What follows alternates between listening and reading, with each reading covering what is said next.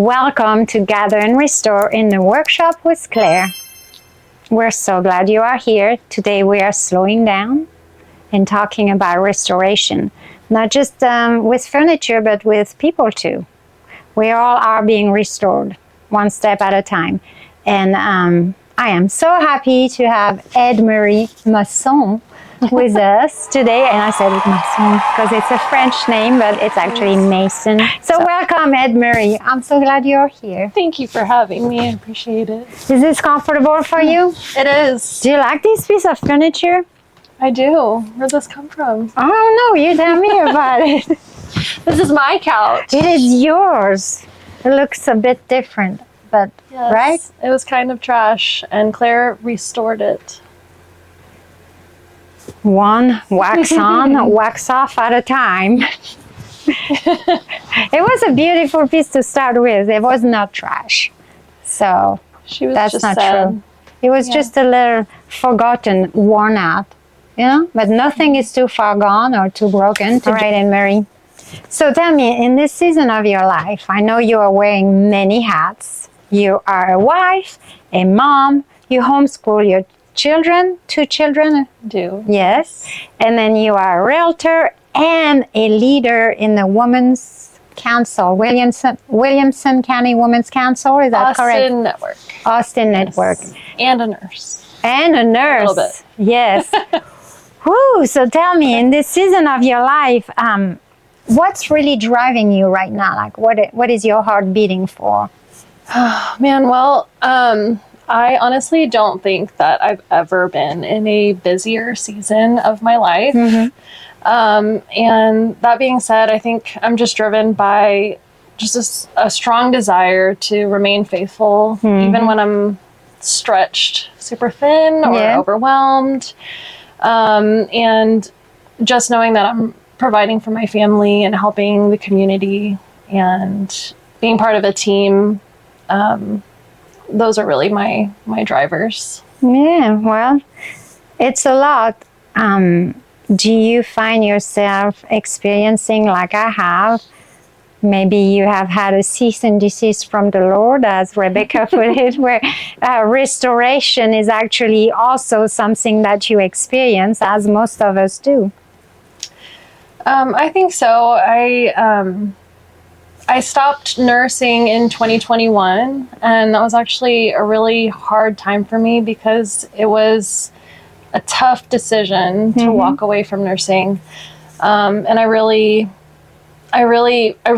how much of an emphasis I put on nursing in my identity. Yes. And so I spent a lot of time, many years actually, realizing that my identity was more than what I'm doing in a professional way. And that I focused on my identity as a wife, as a mother.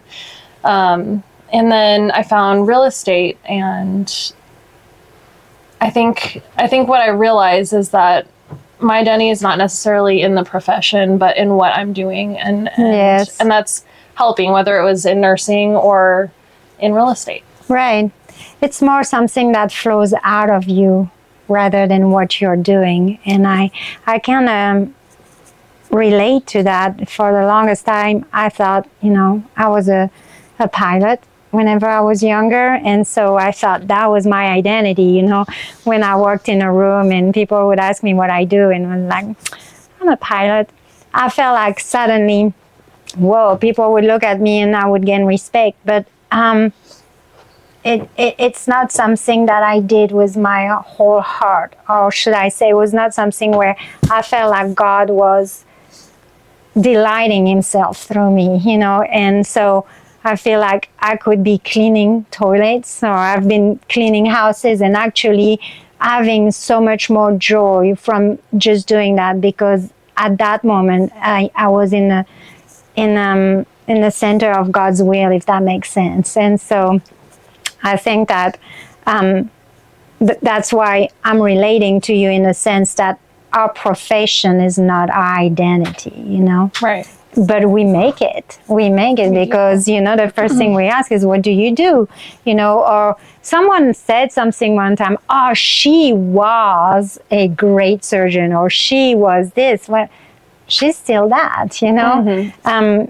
We place so much emphasis about what we do rather than who we are. Right. And that's difficult to dissociate. So tell me how you came about realizing that very thing about, it's not about what you do, but how you do it.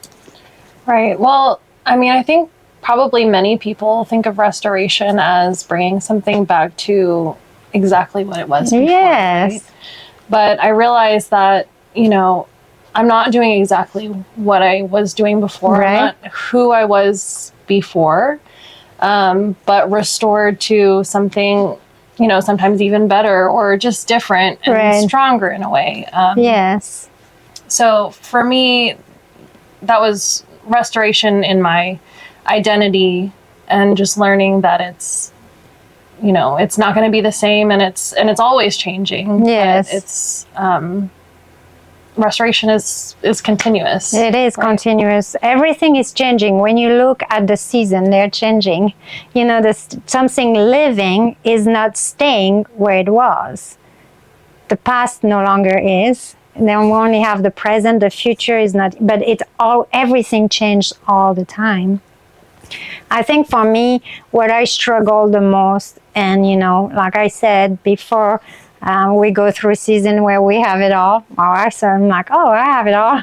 I understand this. And then I'm like, oh, no, I don't, you know. But what is the most difficult part for me through restoration and refinement is acceptance. Do you find that difficult, to accepting that you are no longer she, or the past is no longer who you are, and you have to kind of surrender to that, whether it was good or bad? You know, there's a grief for me that came with accepting that it was over. Is that something that you went through? A lot of grieving, a lot of grief over the years. Yes. You know, and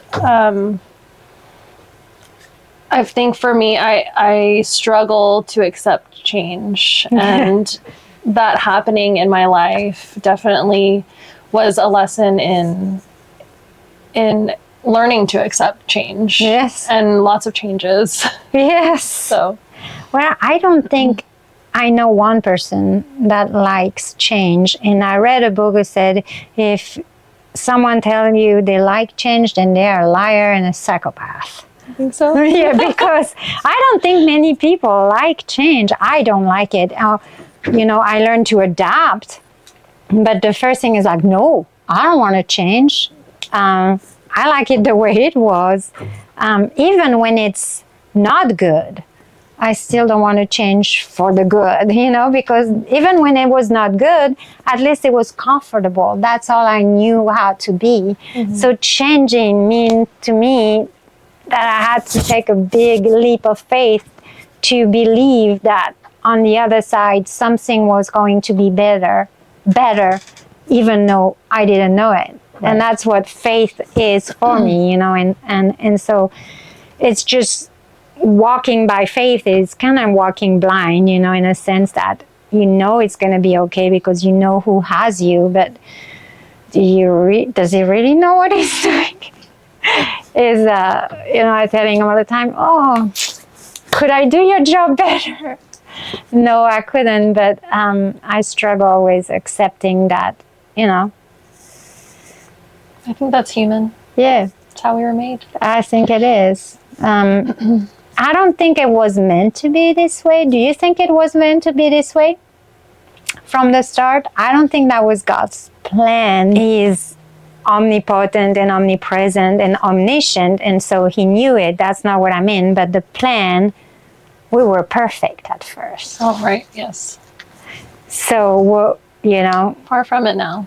Far from it now. We have an enemy that likes to lie to us. So do you find yourself struggling with that? The lies that he whispers in our mind. Oh, I'm sure I do. I think that anytime, you are questioning yourself, doubting yourself, hard on yourself, that's not coming from God. That's the enemy. Yeah. And I do that all the time. So Well, me too. So thank you for sharing that. It makes me feel a lot better. I think that God doesn't say we shouldn't doubt. I think He welcomes the fact that we doubt, but through that we turn to Him. Mm-hmm. And I think that's the beauty of it, is that even in our doubts, that the enemy uses it for evil, God uses it for good. Mm-hmm. And I love that I can go back to Him and spend time like I'm spending time with you and talking to Him, even about my doubts or the lies or my failures or struggle, and He's there and He understands because He went through it Himself, Mm-hmm. And it's very comforting for me to know that. However, I'd like for Him to come in person at times with all the answers. Don't you feel like it would be nice? Yes, I always say I could use a burning bush. Yes, I love that. Yes. So we talked about faith and restoration, nursing. Yes. Let's go to homeschooling and the time that you spend with your children. Can you share with me about something that your kids are teaching you right now? Well, my kids are definitely teaching me that patience takes time. Yep. Right? And really that how important grace is. Oh, yes. At home and with ourselves, because I find that I'm hard on myself, that I am not patient all the time. Yes. And I just think that I don't know that anyone is truly patient, right? In the same way that perfection is not achievable by man, the same with patience, because you can have patience with one thing and not have patience with That's another. right. And not everyone experiences everything that you need to have patience for, right? And I don't know that anyone challenges patience more than children, than your own children. Yeah, I feel you. Yes. So that's definitely something that that they're teaching me on a daily basis. Yes, and that's good. You'll get it. You get through it. I homeschool my 3 children, so that's something that we also have in common. And there were days where, like you said, patience is being taught to me, was being taught to me. Also the act of being selfless, with my time, with everything. And I found out that for me, it was to enjoy the journey and the relationship with them, obviously with God at the center of it all, but not so much focusing on the academics. That would come along the way, but actually truly nourish the time that I had with them. That made me relax a lot more, because when I first started, they were all wearing uniform and they had to be at the table by a certain time. Their bed needed to be done. And then after a few years, we are in our PJs and the beds are not made, but the relaxing and enjoying the journey was what helped me. But patience, there were days. It's a calling, homeschooling. I feel, don't you think? Like, I don't think it's for everyone, and I surely didn't think it was for me. I never thought.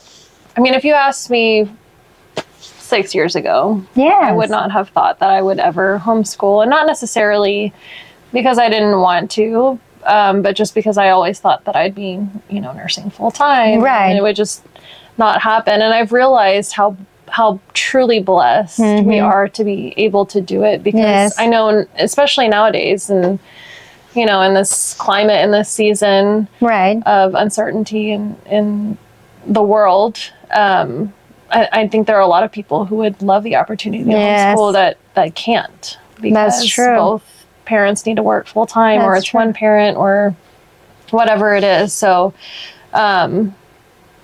And it's actually, it's for me, I don't know about you, but the scholastic part of homeschooling was never the challenge. It was the challenge. It's the challenge of the responsibility of being present with our children 24/7. Yes. So while it's a blessing, it's also been a challenge. So I think definitely a calling in that way that, not everyone could do it. It is a challenge. It is a challenge because you are 24/7 where your energy is being sucked out of you for everything, and not in a bad way, but they have so many questions and you don't have a moment for yourself, and you have to be, even on the worst day, you still have to be there, and they have their bad days. And I remember there were time my husband was traveling a lot, and there were time I would go in the garage and I start screaming because, I came from a family where I could be screamed out, and I didn't want to do that. I worked on myself really hard not to yell because I didn't think it was a positive way of conducting myself around my children. But somehow this screaming, I realized, was releasing something in me. So I would go in the garage and I was like, my neighbors, I thought I was crazy. But it was an amount of decibels, or noise, and I was an only child too. Maybe that will explain. Like, I did not get why did they have to scream at one another or want to share toys, and I would be like, oh my gosh, I'm gonna lose it, and you feel it, that tension. So I would go to the garage. So patience, yes. I don't know. Do you have those moments where you're like, I'm gonna lose it?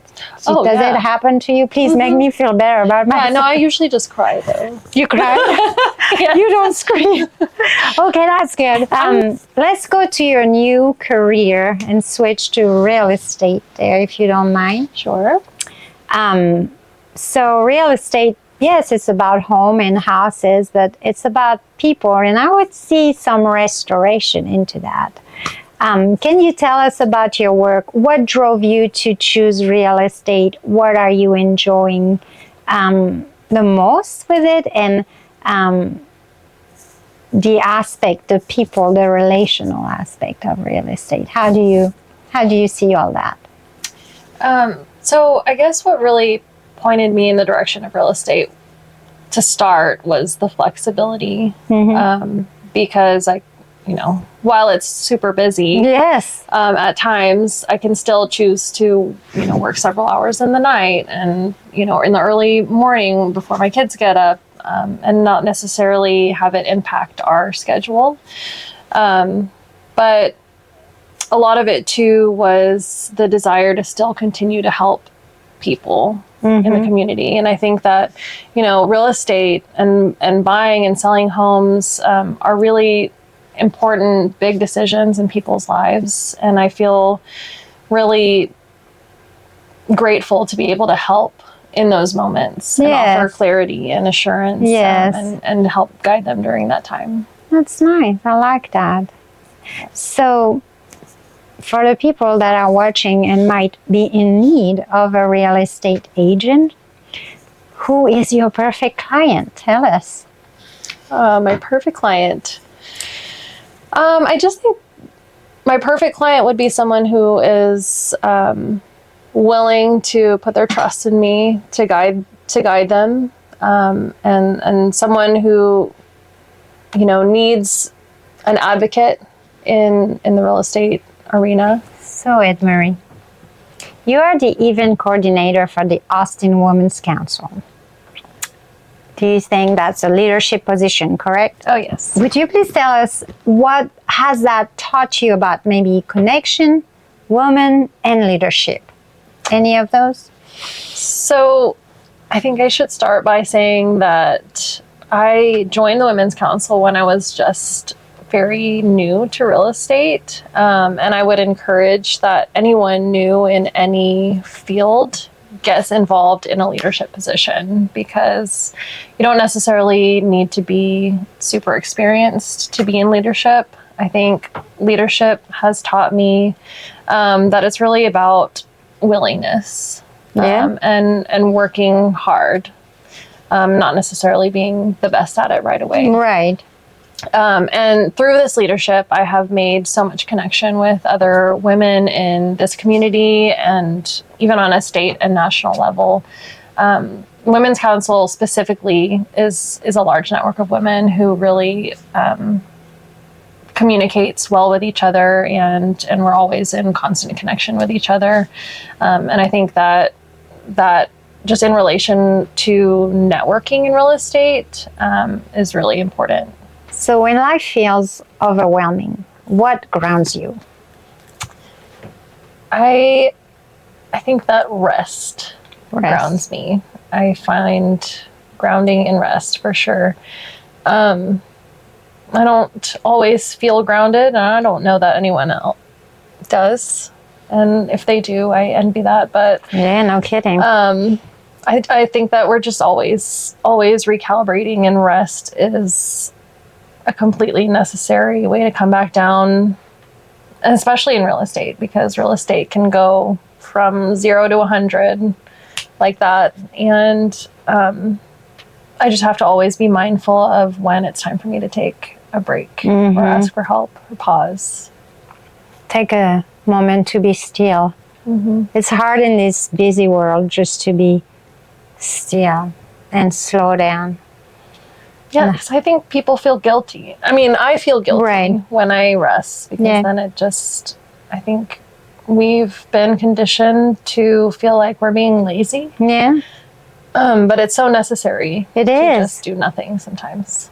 I wonder if it's a part of the season of the life that you are in, because I have no problem resting. Like, no, but I mean, I used to, like you're saying, you know, you're homeschooling and all that, and your children are still young. And I used to feel this way, like guilty, or I couldn't take some time for myself, but now I really don't. Because I know that if I don't, my body will it'll just give out, or even my emotional health, you know, it just get, so. I look forward to that. Yes, that's what I was going to say. That's something positive, is that there is a moment when your kids are gone, and, you know, you have to go through that grief, and that's kind of difficult. But after everything settles and you find a new rhythm, it's actually enjoyable to focus on myself and just be like, you know what, I'm really tired. I can go and take a rest, or enjoy this afternoon, or take some time without feeling guilty. And that's, as I was listening to you, I realized, wow, that is a blessing that I have now in this season of my life. I don't feel guilty about taking rest, but I used to, so. That's awesome. It's coming. It's coming for Maybe you. I can make it happen sooner. Rather than I don't know. I mean, you just have to choose to, you know, like, I guess that's, just choose to take some time for yourself. I mean, you deserve it. I'm thinking about all the hats you're wearing, like I said at the beginning of our conversation. It's like, you need rest. So you don't need permission from anyone. Yeah, that makes me think about, let's talk about the let them theory. You read the book by EdMarie Mason. Tell us what you think about the book. I think it was very profound, because for me, growing up, I based a lot of my self-worth on what others felt about me, or how they treated me. Yes, about, you know, like validation from other people, or comparison to other women. Yes.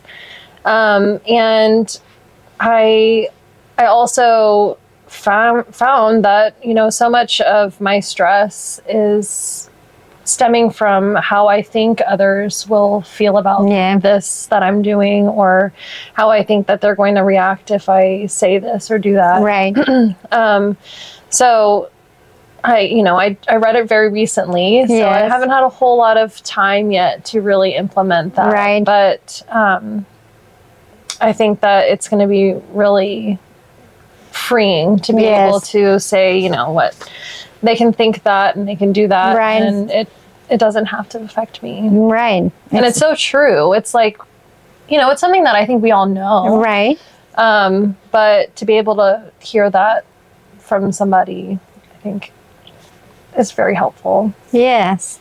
And it's how she puts it. It was someone else could have told me the same thing as she did.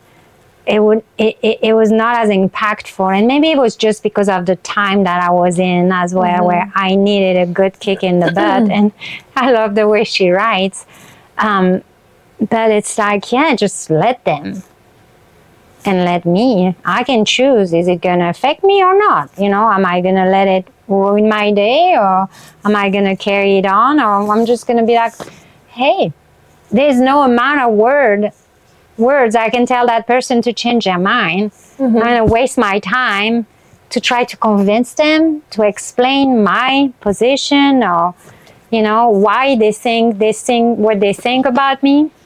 They're wrong. If they don't want to believe that they're wrong, they will not. There's no amount of words that I can use to change their mind. So it was like, yeah, that's true, but still, we just struggle. I mean, I did have struggle of belonging, or be part of something. And so hearing that, okay, well, I can walk away and decide whether it affects me or not.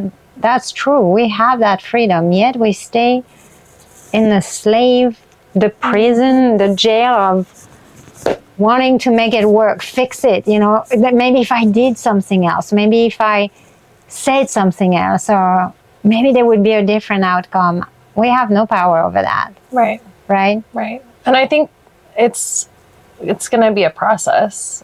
I mean, it could take years to really, let that lesson kick in, right?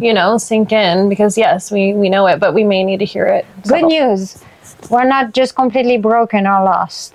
So that's good, right? Right. There's hope for us. Any words of encouragement or anything that you feel led to share, knowing that maybe someone who's watching us kind of relate to your situation, and you will want to give them or impart them some words of encouragement, what would you say?